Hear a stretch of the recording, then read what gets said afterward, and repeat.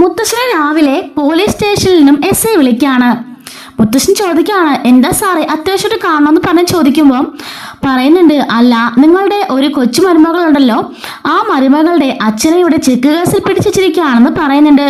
അയ്യോ ആര്, ഗോവിന്ദനെയോ? അയ്യോ അല്ല, അവരല്ല, ഏറ്റവും ഇളയ അനിയുടെ ഭാര്യ ഉണ്ടല്ലോ അവരുടെ അച്ഛനെ എന്ന് പറയുന്നുണ്ട്.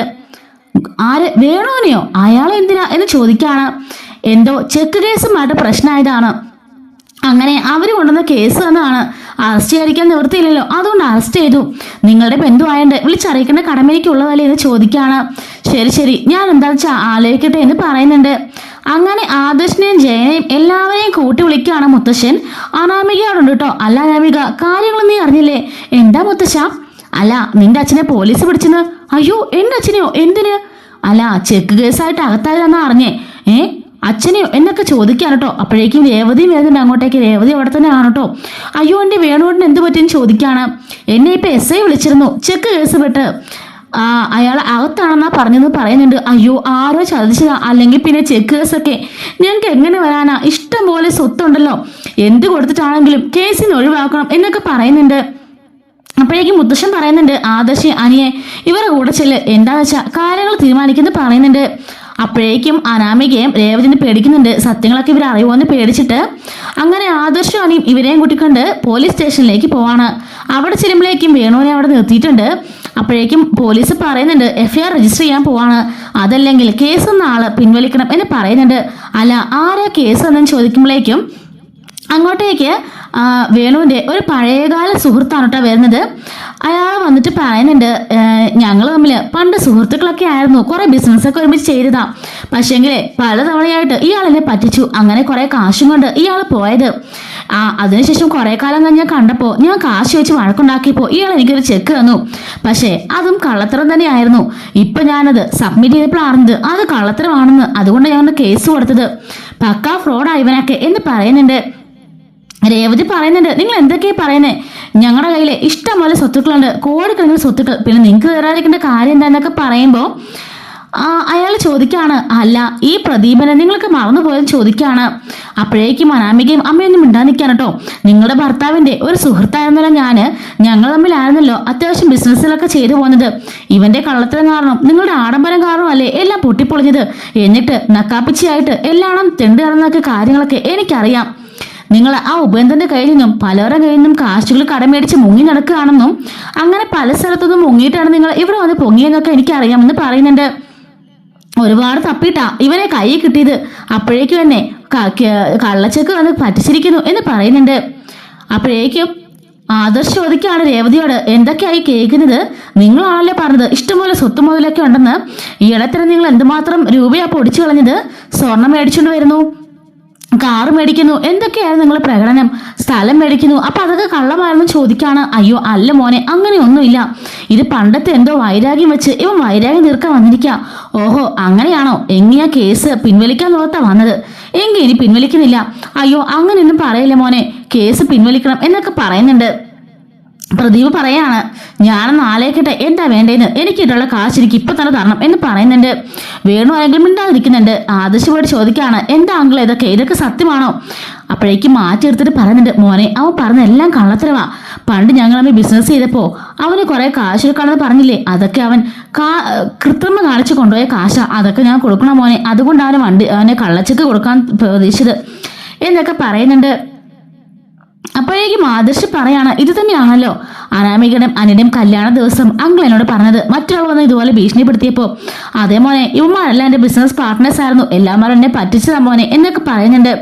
ഞാൻ സെൽസുമായി സക്സസ്ഫുൾ ആയതുകൊണ്ട് എല്ലാവരും പറ്റിച്ചിട്ട് പോയതാ എന്നൊക്കെ പറയാണ്.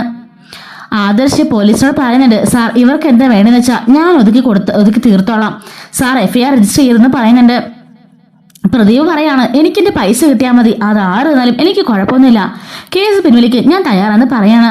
അങ്ങനെ അയാൾ പറയുന്നുണ്ട്, എത്ര രൂപ തരാണെന്ന് ചോദിക്കുമ്പോൾ എനിക്ക് വേണം 1 കോടി രൂപ തരാണെന്ന് പറയുന്നുണ്ട്. അനി ചോദിക്കാണ്, 1 കോടി രൂപയെന്ന് ചോദിക്കുന്നുണ്ട്. അപ്പോഴേക്കും പ്രദീപ് പറയണം, അതെ 1 കോടി രൂപ, ഇത് പലിശ ഒന്നുമില്ല, എനിക്ക് തരാനുള്ള കാശ് മാത്രമാണിത്, എന്നെ പറ്റിച്ച് ഇവൻ കൊണ്ടുപോയ കാശ്. അപ്പോഴേക്കും ആദർശ് പറയാണ്, നിങ്ങളുടെ അഡ്രസ്സും നമ്പറും തന്നിട്ട് പോയിക്കോളൂ, കാശ് നാളെ രാവിലെ നിങ്ങളുടെ വീട്ടിലെത്തിയിരിക്കുന്നു പറയുന്നുണ്ട്. നിങ്ങൾ എനിക്ക് വിശ്വാസം, നിങ്ങൾ അനന്തപുരിക്കാരാണല്ലോ. ആ ഒരു ബന്ധം വെച്ച ഇവനെ കണ്ടുപിടിച്ചേ. എന്തായാലും ഞാൻ മാത്രമല്ല സാറേ, വാലെ ഓർത്ത് ഇരിക്കുന്നേ ഉള്ളൂ. ഇവരുടെ കഥകളൊന്നും നിങ്ങൾക്കറിയില്ല, ഇവരാരാണെന്നും നിങ്ങൾക്കറിയില്ല. ഈ മൂന്നെണ്ണവേ ഉടായ്പിന്റെ ഉസ്താക്കന്മാരാ, തട്ടിപ്പ് വീരന്മാരാ. 3 പേരെ നിങ്ങൾ മനസ്സിലാക്കുമ്പോൾ എല്ലാം മനസ്സിലായിക്കോളും. എനിക്കെന്റെ കാശ് കിട്ടിയാൽ മതി എന്ന് പറഞ്ഞിട്ട് അയാൾ അഡ്രസ്സ് ഫോൺ നമ്പറൊക്കെ എഴുതി ആദർശിനെ ലയിപ്പിച്ചിട്ട് അവിടുന്ന് പോവാണ്. എന്നിട്ട് വേണുനോട് പറയുന്നുണ്ട്, എടാ നീ ചെയ്ത കള്ളത്തിലൊക്കെ നീ അനുഭവിക്കാൻ പോകുന്നേ ഉള്ളൂ.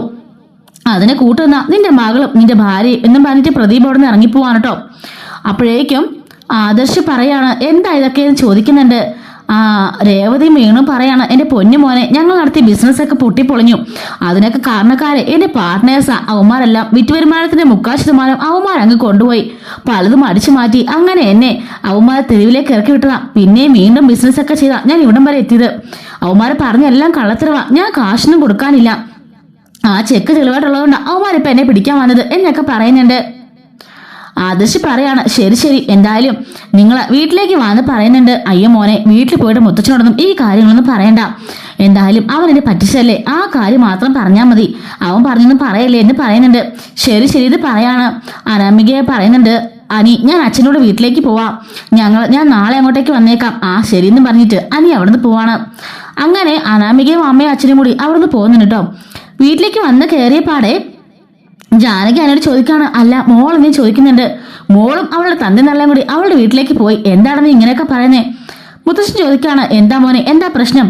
മുത്തശ്ശ, ഒരു വണ്ടിച്ചേക്കന്റെ കേസാ. എന്ത് പ്രശ്നം? അത് പ്രദീപ് എന്ന് പറഞ്ഞ ഒരാൾ വന്നിരുന്നു അങ്ങോട്ടേക്ക്.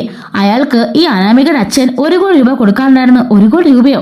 അതെ, എന്താ ബിസിനസിന്റെ അങ്ങാടെ പ്രശ്നമാണെന്നാ പറയുന്നത്. അതിനുശേഷം ഇയാളെ മുങ്ങി നടക്കായിരുന്നു ഈ അനാമികയുടെ അച്ഛൻ. ഇപ്പോഴാ അവരെ കണ്ടു കിട്ടിയെന്ന്. അപ്പൊ തന്നെ ചോദിച്ചപ്പോഴോ ഈ ചെക്ക് എടുത്ത് കൊടുത്തു. പക്ഷെ അതൊക്കെ കള്ളച്ചെക്കായിരുന്നു. അങ്ങനെയാ പോലീസ് പിടിച്ചത്. എന്തായാലും ആ 1 കോടി രൂപ നാളെ ഞാൻ കൊടുക്കാന്ന് പറഞ്ഞ് കേസ് ഒതുക്കി തീർത്തിട്ടുണ്ട്. മുത്തശ്ശി പറയാണ്, മോനെന്തിനാ അതൊക്കെ കൊടുക്കാൻ നേറ്റത്? അപ്പോഴേക്കും ജാനകി പറയുന്നുണ്ട്, അതെന്താ അമ്മ അങ്ങനെ പറഞ്ഞത്? അവർക്കൊരു അവസ്ഥ ഉണ്ടാകുമ്പോൾ നമ്മളല്ലേ സഹായിക്കേണ്ടത്? ആദർശ് പറയാണ്, അത് പിന്നെ ജാനകി ചെറിയമേ, അത് ഒരു അവസ്ഥയാണെന്ന് കരുതണ്ട. ശരിക്കും നമ്മളെ കബളിക്കപ്പെട്ടെന്ന് വേണം കരുതാന്. എന്റെ ഭാര്യയും അവളുടെ ചേച്ചിയും കൂടി കള്ളത്തരം മറിയോട്ട് കയറുമെന്ന് എല്ലാവരും പറഞ്ഞല്ലോ. പക്ഷെ അതിന്റെ 100 ഇരട്ടി കള്ളത്തരങ്ങളാണ് ജാനകി ചെറിയമ്മയുടെ മരുമോള് പറഞ്ഞിരിക്കുന്നത്. എന്താണെന്ന് നീ പറഞ്ഞു ചോദിച്ചപ്പം അതെ, ഞാൻ പറഞ്ഞ സത്യം തന്നെയാ. അല്ലെങ്കിൽ നിങ്ങളൊന്ന് ചോദിച്ചു നോക്ക്. ആ പ്രദീപ് എന്താ പറഞ്ഞിട്ട് പോയെന്നറിയാമോ? ഇവര് കള്ളക്കൂട്ടങ്ങളാ, ഇവരെ വിശ്വസിക്കരുതെന്ന്. പല സ്ഥലങ്ങളിൽ നിന്നും ഇതുപോലെ പൈസ കടം മേടിച്ച് മുങ്ങി നടക്കാതെ ഇവരുന്ന് ഇവിടെയാണ് പൊങ്ങിയെന്ന്. തട്ടിപ്പ് വീരന്മാരാണെന്നാണ് അവരൊക്കെ പറഞ്ഞെന്ന് പറയുന്നുണ്ട്. ജാനകി പറയാണ്, പച്ചക്കള പറയുന്നതൊക്കെ എന്റെ മരുമകളെ അവളുടെ വീട്ടുകാരെ മോശക്കാരാക്കാൻ വേണ്ടി പറഞ്ഞിരുന്ന ഇവൻ. അനി പറയാണ്, അല്ല സത്യം തന്നെയാ. അല്ലെങ്കിൽ നാളെ ഞങ്ങൾ ആ പ്രദീപിന്റെ വീട്ടിലേക്ക് പോകുന്നുണ്ട്. ആ പൈസയും കൊടുത്തോണ്ടേ അപ്പോൾ സംശയമുള്ളവരൊക്കെ അങ്ങോട്ടേക്ക് വന്നു. അവരെ ഫുൾ ഹിസ്റ്ററിയൊക്കെ അറിയാം എന്ന് പറയാണ്. ദേവിയെ ചോദിക്കുകയാണ്, സത്യമാണോ മോളെ പറഞ്ഞതൊക്കെ? അതെ അമ്മേ, ഞാൻ പറഞ്ഞതൊക്കെ സത്യമാണ്. അങ്ങനെ അന്ന് ഞാൻ പറഞ്ഞില്ലേ, അനിയുടെയും അനാമികയുടെ വിവാഹ ദിവസം അവിടെ പന്തലിന്റെ വാതിക്ക് വന്നിട്ട് ഒരാൾ വന്ന് ഭയങ്കരമായിട്ട് അലമ്പുണ്ടാക്കുന്നത് കണ്ടു. അയാളെന്ന് പറഞ്ഞതും ഇതുപോലെ എന്റെ കാശിന്റെ കേസാ. അന്നും ഈ വേണമെങ്കിൽ പറഞ്ഞത് ബിസിനസ് തകർച്ചയിൽ അയാളെ പറ്റിച്ചിട്ട് പോയി, അയാളെ കാശും കൊണ്ട് പോയി, ആ പൈസ കൊടുക്കില്ലെന്നൊക്കെയാണ് അയാൾ പറഞ്ഞത്. പക്ഷെ അതൊന്നും എനിക്ക് വിശ്വാസമായിട്ടില്ല. കാരണം ഞാൻ ഇപ്പൊ നോക്കിയപ്പോഴും ഇയാളും പറഞ്ഞത് ബിസിനസ്സില് പൊട്ടിപ്പൊളിഞ്ഞ് പോയപ്പോ ഇയാളെ പറ്റിച്ചിട്ട് പോയതാണ് എല്ലാവരെയും. ശരിക്കും വേണുവാണ് ബിസിനസ്സിൽ എല്ലാവരും പറ്റിച്ചതാണ് അവര് പറയുന്നത്. അങ്ങനെ ആ പൈസയും കൊണ്ട് ഇവരെല്ലാരും മുങ്ങിയതാണെന്നാണ് പറയപ്പെടുന്നത്. ഇവർക്ക് മാത്രമല്ല പലർക്കും കാശ് കൊടുക്കാനുണ്ടെന്നും ഇനി ക്യൂ ആയിട്ട് ഓരോരുത്തർ വരുന്ന പറയുന്നതൊക്കെ പറയുന്നുണ്ട്. മുത്തശ്ശൻ പറയാണ്, ആദ്യം മുതലേ എന്തൊക്കെയോ സംശയങ്ങൾ എനിക്കും തോന്നിയിരുന്നതാ. അപ്പോഴേക്കും നവ്യ പറയുന്നുണ്ട്, കണ്ട മുത്തശ്ശ, ഞാൻ അന്നേ പറഞ്ഞില്ലേ, അന്ന് ആ സ്വർണ്ണം അടിച്ചു മാറ്റിക്കൊണ്ട് പോയത് അവളും അവളുടെ അമ്മയച്ഛനും തന്നെയാ. ആ സ്വർണ്ണം മുഴുവനും കൊണ്ട് വിറ്റ് കാണും, എന്നിട്ട് കടങ്കാർക്ക് കൊടുത്തു കാണും. അന്ന് എനിക്ക് മനസ്സിലായത് അവളുമാര് ഫ്രോഡാണെന്ന്. ജാനകി പറയുന്നുണ്ട്, ദേ നവ്യെ, അനാവശ്യം പറയരുത്. നിന്നെ പോലെ ദരിദ്രവാസി കുടുംബമൊന്നും അല്ല അവരുടേത്, വലിയ തറവാട്ടുകാരാ.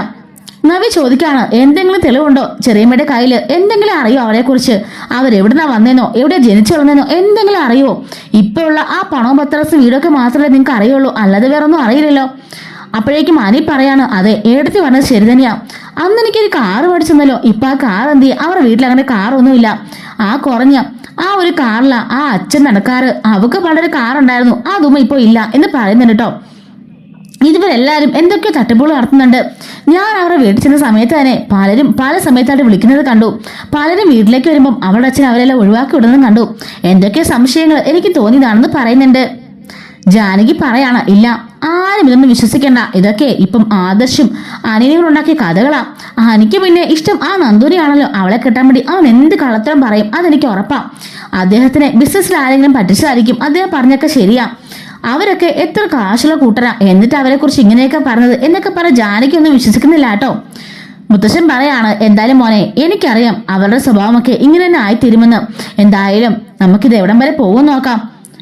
ദേവേരി പറയുന്നുണ്ട്, എന്തായാലും പൂർണ്ണമായിട്ട് അറിയാതെ ആരും ഒന്നും പറയാൻ പാടില്ല ആദർശേ. സത്യമാണെന്നൊന്നും നമുക്കറിയില്ലല്ലോ. ഒരാളെന്ന് പറഞ്ഞിട്ട് അങ്ങനെ പൂർണ്ണമായി വിശ്വസിക്കാൻ സാധിക്കൂ എന്നൊക്കെ ചോദിക്കുന്നുണ്ട്.